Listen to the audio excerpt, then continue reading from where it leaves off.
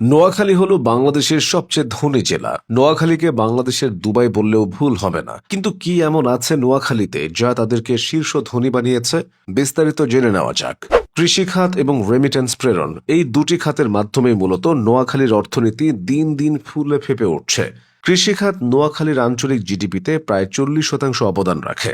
এখানকার প্রায় 80% মানুষ প্রত্যক্ষ বা পরোক্ষভাবে কৃষিকাজের সঙ্গে যুক্ত। এর মধ্যে মাছ চাষ ও মাছ আহরণের সাথে জড়িত মানুষের সংখ্যা অনেক। নিম্নভূমি ও নদী বিধৌত এই অঞ্চলে কখনো মাছের অভাব হয় না। এই খাতের সঙ্গে সংশ্লিষ্ট নৌকা নির্মাণ, মেরামত, মাছ ধরার সরঞ্জাম প্রস্তুতকরণ, শুটকি উৎপাদন এবং জাল মেরামতের মতো কাজ নোয়াখালীর বহু মানুষের জীবিকার উৎস।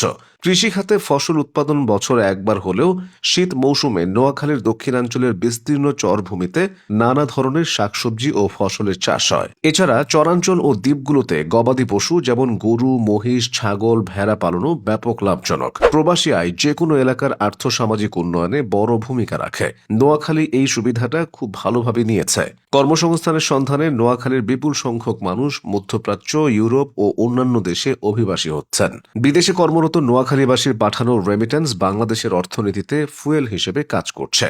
নোয়াখালীতে শিল্প কারখানা তেমন বিকশিত না হলেও এ জেলার বহু কৃতি সন্তান জাতীয় পর্যায়ে প্রতিষ্ঠিত শিল্পপতি ও ব্যবসায়ী হিসেবে স্বীকৃত। তারা দেশের বিভিন্ন অঞ্চলে বৃহৎ শিল্প বাণিজ্য গড়ে তুলেছেন। এখানকার বিখ্যাত শিল্পপতিদের মধ্যে রয়েছেন পার্টেক্স গ্রুপের চেয়ারম্যান জনাব এম এ হাশেম, যিনি বনানীতে অবস্থিত তার গ্রুপের মাধ্যমে প্লাস্টিক, ফার্মাসিউটিক্যালস এবং পাট শিল্পে দেশ বিদেশে সুনাম কুড়িয়েছেন। একইভাবে বেঙ্গল গ্রুপের চেয়ারম্যান জনাব মোর্শেদ এমপি এবং গ্লোব গ্রুপের চেয়ারম্যান জনাব হারুন অর রশিদ নোয়াখালীর কৃতি সন্তান।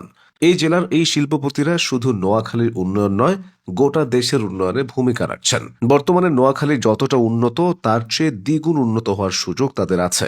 এই অঞ্চলে জমির দাম ক্রমাগত বৃদ্ধির প্রবণতাকে কাজে লাগিয়ে পরিকল্পিত আবাসন, বাণিজ্যিক জোন ও পর্যটন বান্ধব অবকাঠামো গড়ে তোলা যেতে পারে। বিশেষ করে নিঝুম দ্বীপের মতো প্রাকৃতিক সম্পদকে ইকো ট্যুরিজমের কেন্দ্রবিন্দু হিসেবে গড়ে তোলা গেলে এটি জাতীয় ও আন্তর্জাতিক পর্যটকদের আকর্ষণের হটস্পটে পরিণত হতে পারে। এছাড়া ম্যানগ্রোভ বনায়ন ও ফ্লোটিং ফার্মিংয়ের মতো জলবায়ু সহিষ্ণু উদ্যোগ প্রাকৃতিক দুর্যোগ মোকাবিলায় সহায়ক হবে।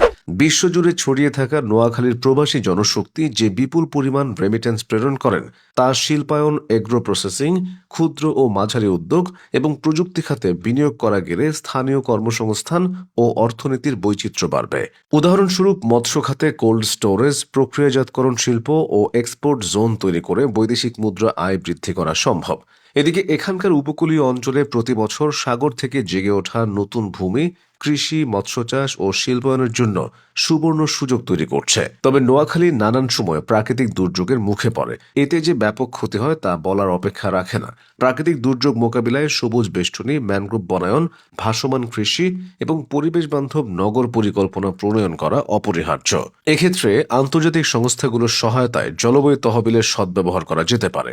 নোয়াখালীর উন্নয়নের যাত্রা বাধাহীন থাকলে তারা বাংলাদেশের অর্থনৈতিক উন্নয়নের প্রাণকেন্দ্রে পরিণত হতে পারে। নোয়াখালী তখন বিভাগীয় মর্যাদাও পেতে পারে।